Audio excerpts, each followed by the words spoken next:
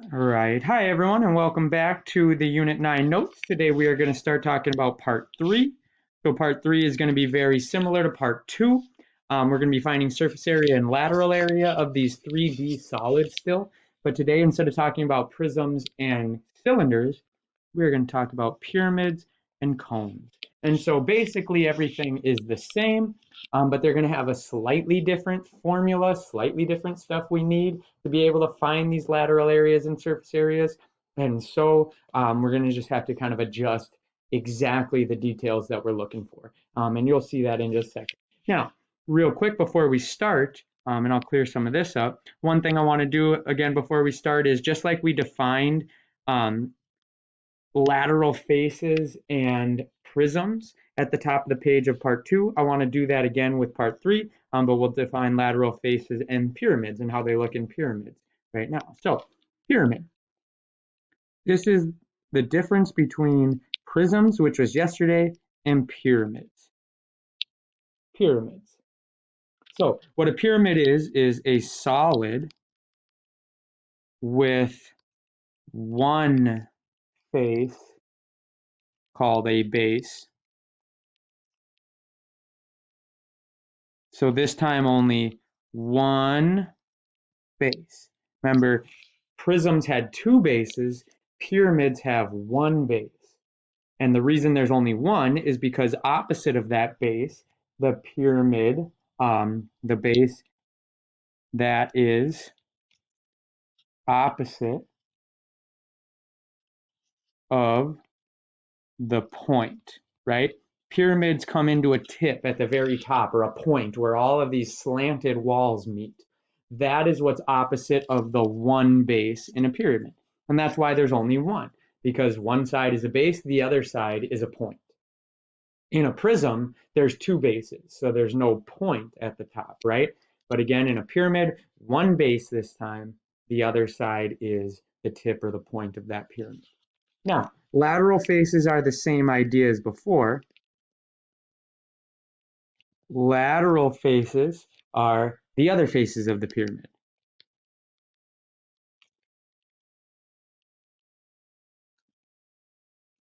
And so what we mean by that is the other faces are not, right, not the base. In a pyramid, they are triangle walls for lateral faces, always triangle walls. And that's how they slant forward, right, to meet at that tip of our pyramid. So let's define lateral area and surface area again. It's going to be the exact same thing as before. So lateral area for a pyramid is the sum of the areas of the lateral faces.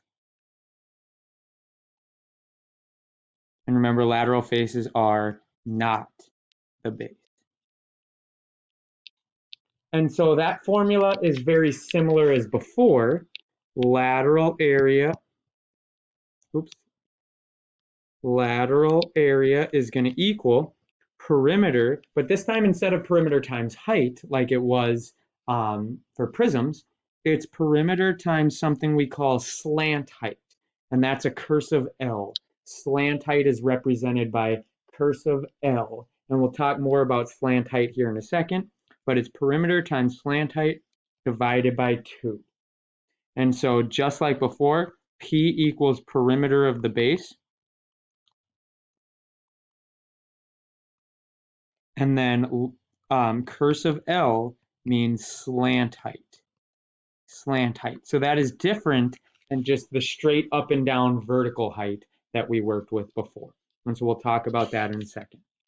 And then surface area builds on lateral area. So it's sum of all the areas of all the base of all the faces, sum of the areas of all faces. So all faces, so this time it includes the base. And so our surface area is going to equal lateral area, and then this time plus just 1b, 1b. And remember, the reason it's just 1b is because there is only one base for pyramids, right? it was 2b in prisms, because in prisms there are two bases, but again in pyramids there's only one base, because the other side is just the tip of the pyramid. So surface area is going to be lateral area, which is that stuff up there, plus the area of one of our bases. Now, slant height is the altitude of a lateral face. And what I want to show you with that is in this next picture. So we have heights and slant heights. The regular height we are used to working with is the one that goes straight up and down. So in this picture over here, the blue one on the right, I am highlighting the regular height in red. It goes from the tip of the pyramid directly to the bottom of the pyramid, and it meets at a 90-degree angle. And it is completely straight up and down, vertical. That's our height. Now, we don't want the height to find surface area or lateral area of a pyramid. We want slant height, which I will talk about in purple here. So the slant height is a similar thing, but it is the distance that is like following the wall. So the tilted distance from the bottom of the base, the middle of the bottom base, up to the tip of the pyramid. So that tilted distance, that is our slant height. And in this problem, it says find the slant height of the pyramid. And what you'll see here is if I kind of circle this purple and red walled triangle, we have this like triangle that's fitting up and down there, right? The red part is our regular height. It says that's 321. The purple part is our slant height. That's what we want. We don't know that. I'll call it X for now. Or actually, you know what? I won't call it X. I'll call it cursive L, so we get used to that. And then you can see the bottom, which I'll make in green. It said it is half of one side. Half of one side. Now, let's notice. A side is 300 feet. And so if the bottom of this triangle is half of one side, half of 300 is 150.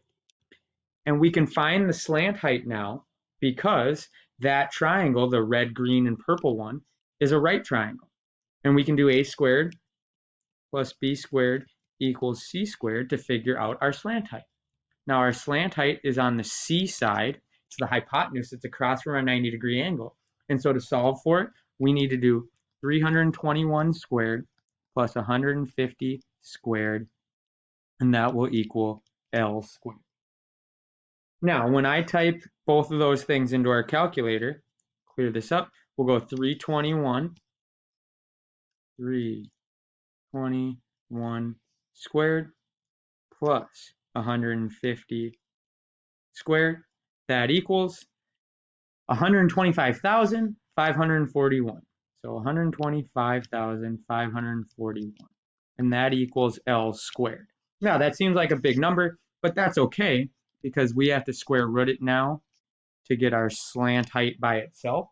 And when we square root 125,541, I'll show you on our calculator. I'll hit second, get the square root figure. I'm going to hit up and highlight that number, hit enter and put it under, and we get 354.3. 354, oops, that's 344. 354.3. And the units are feet. So the slant height is 354.3 feet, right? And the purpose of that is just to show you sometimes we're going to have to do the Pythagorean theorem to figure out the slant height. And it just happens every once in a while. So here we go. Let's work with this first problem. We have to find lateral area and surface area. As you can tell, that is a circle on the bottom. So because that's a circle, this shape is called a cone. A cone has a circle base, Now, notice we do not have slant height yet. If I just highlight this triangle, I have the up and down height, that's 12. I have the radius of my circle, which is great.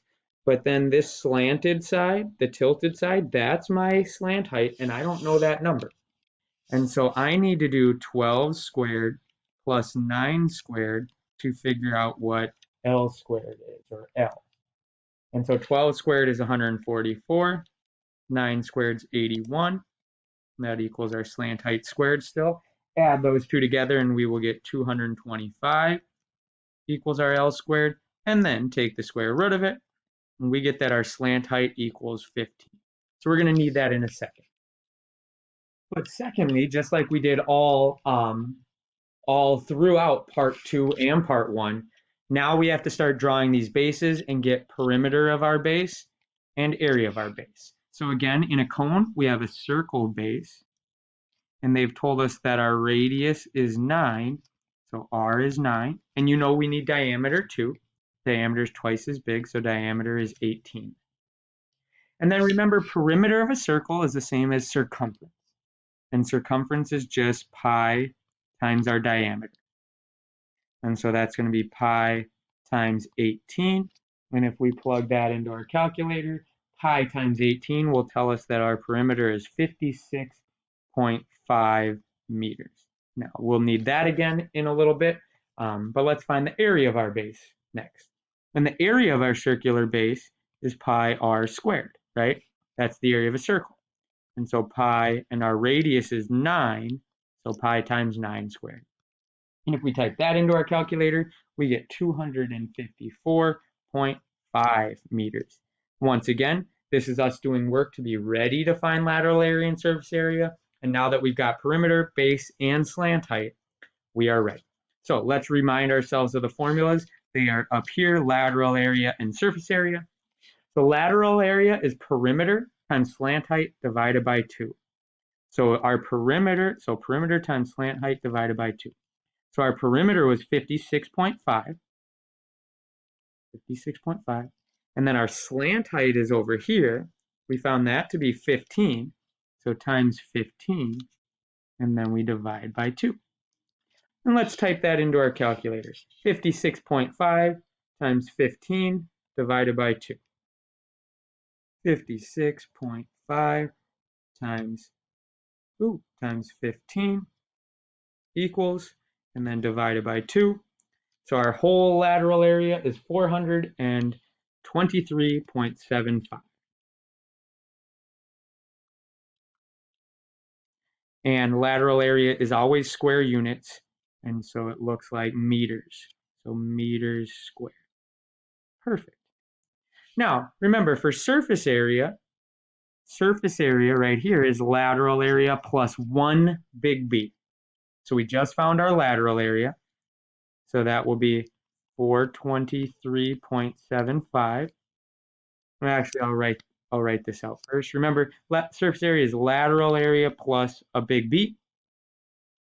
And so that'll be 423.75 plus, and our big B was 254.5. And so if we add those two things together, so 423.75 plus 254.5, I'll hit plus 254.5.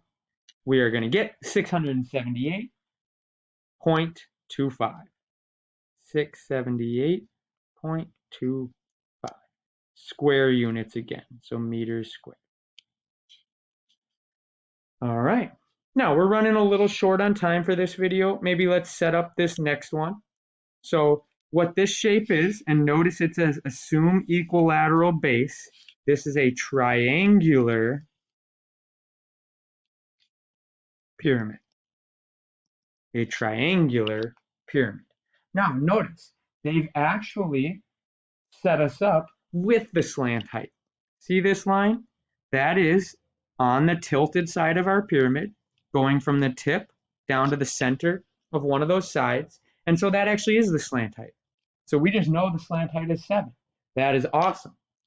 So what that just means is now we're going to need to find perimeter and area of the base. We'll be able to find lateral area and surface area. So I'll draw this base real quick. Our base is going to be a triangle. And assume equilateral base means we know this side is 5. Equilateral would mean all 3 sides are 5. Now, it doesn't say that in the diagram. That's why we put those instructions. And so if that one's 5, this is 5, and that's 5. And now we'll work on getting perimeter and area in just a second. Thank you very much.